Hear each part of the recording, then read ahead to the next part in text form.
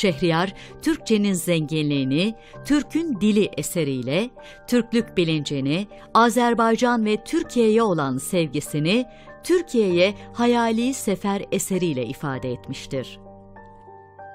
Gelmişəm nazlı hilal ülkesine, Fikrətin incə xəyal ölkəsinə.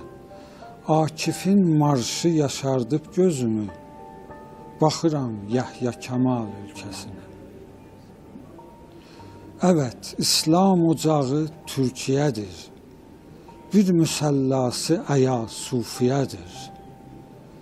Burada Rumi kimi ariflər var, Sufilər abidəsi Quniyedir.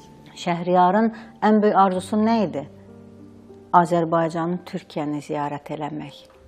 Şəhriyar Türkiyəyə xəyali səfərlər elədi. Şəhriyar Azərbaycana xəyali səfərlər elədi. Şəhriyar Azərbaycan Türkiyə deyə gözünü qapatdı.